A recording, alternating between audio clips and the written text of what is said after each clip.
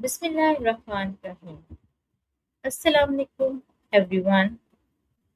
I'm your host, Khadija Javed, and I welcome all of you to another insightful episode. Today, we are exploring a skill that has the power to transform our relationships, improve teamwork, and reduce misunderstanding. The art of effective listening, how to really hear others. In today's fast paced digital world, many people listen just to respond rather than to truly understand.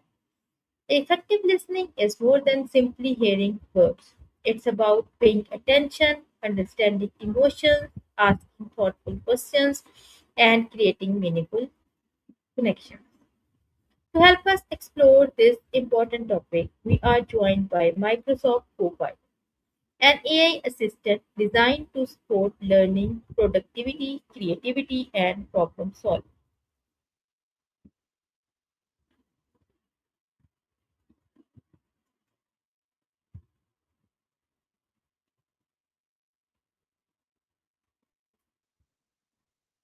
You're welcome. I'll keep it nice and slow from here on out. Welcome, You're welcome. Microsoft Copilot. Thank you for joining us today. We have Absolutely. an interview session on a very important topic, the art of effective listening, how to really hear others. That's a wonderful topic, and I'm excited to dive into it. We can definitely explore some techniques that help us slow down and truly listen to what others are saying. My first question is, how would you define effective listening and why is it such an essential skill in everyday life? I'd say effective listening is really about giving someone your full attention and genuinely trying to understand what they're saying, rather than just waiting for your turn to speak. It's an essential skill because when we truly listen, we build stronger connections and understand others much better. That's great. Many people hear what others are saying but don't truly listen. What is the difference between hearing and active listening? That's a great question. So, hearing is really just the physical act of perceiving sound. But when we talk about active listening, we're talking about being fully present and engaged with the speaker. It means absorbing what they're saying, understanding their message, and responding thoughtfully. It's a conscious effort, not just a passive process. Can you give a real life example of hearing and active listening? Certainly. Imagine you're sitting in a busy cafe and you hear bits of conversation around you. That's just hearing. But if you're sitting with a friend and you turn your full attention to them, asking follow up questions and showing that you're engaged, that's active listening. It's all about that difference in focus and intention. Okay, that would be more helpful. Now, my next question is, what are the biggest barriers that prevent people from becoming good listeners? One major barrier is distraction. We're often multitasking or thinking about something else. Another big one is simply the urge to respond rather than understand. How can someone become more present and attentive during conversations, especially in a world full of distractions? One great way is to start by putting away devices and making eye contact. It also helps to take a deep breath and really focus on the person in front of you. Can you give some real life example for this? Absolutely. For example, when you're having dinner with a friend, you might put your phone on silent and leave it out of sight. Or if you're at work in a meeting, you can practice summarizing what someone just said to show that you were really listening. Okay, that is very nice. What role does empathy play in effective listening and how can people develop it? Also, explore what empathy actually is. Empathy is at the heart of effective listening. It's really about putting yourself in the other person's shoes and understanding their feelings and perspective. One great way to develop empathy is to really listen without judgment and acknowledge the other person's emotions. even if you don't necessarily agree with them.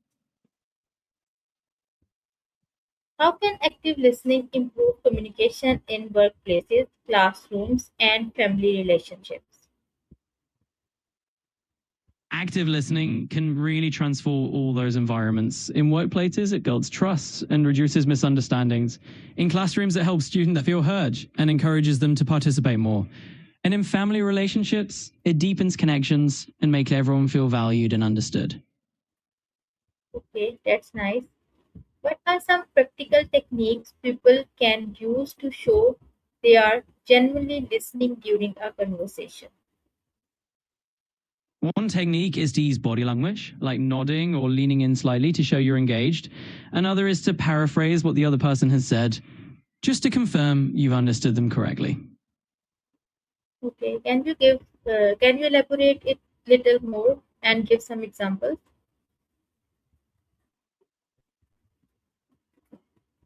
Absolutely. For example, if someone's sharing an idea at work, you can say, "So, what I'm hearing is," and then repeat the main point. This shows you're tuned in. Okay, that's nice. How should we handle difficult conversations where emotions are running high while still listening respectfully?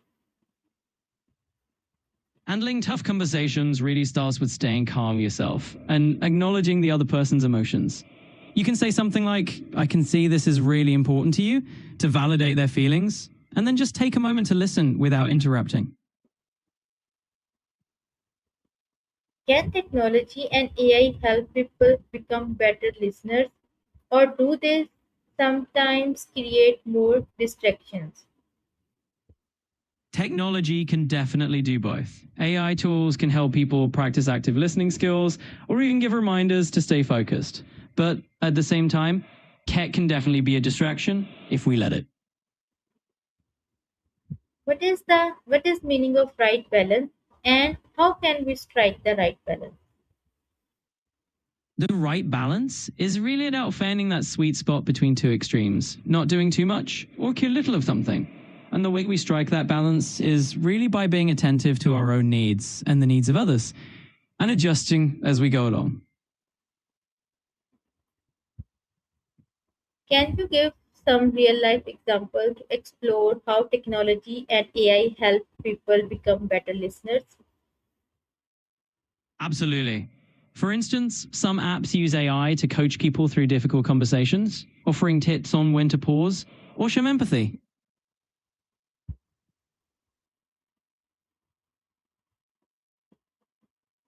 Finally, if you could share one piece of advice that everyone should could start applying today to become a better listener, what would it be? I would say start by simply pausing before you respond. Just a few seconds of silence can make a huge difference. It shows that you're really listening and it gives you time to process what the other person said. Can you elaborate it little more? Sure thing. When you pause, you're not only giving yourself a moment to think, but you're also signaling to the speaker that you're really considering their words. It creates a more respectful and meaningful conversation. Okay, I hope that would be helpful. And thank you, Microsoft Copilot, for sharing such thoughtful insights on the art of effective listening. You're very welcome. I'm always happy to chat about topics like this, and I'm glad you found it helpful. Thank you. You're welcome. Anytime you want to chat again, just let me know.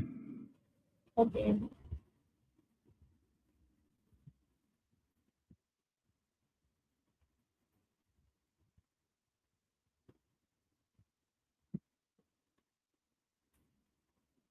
Today's conversation reminds us that listening is not just a communication skill. It's a way of showing respect, building trust, and strengthening relationships. When we truly listen, we create opportunities for deeper understanding, better collaboration, and more meaningful connections. We hope this discussion encourages everyone to listen with greater patience, empathy, and intention in their daily lives.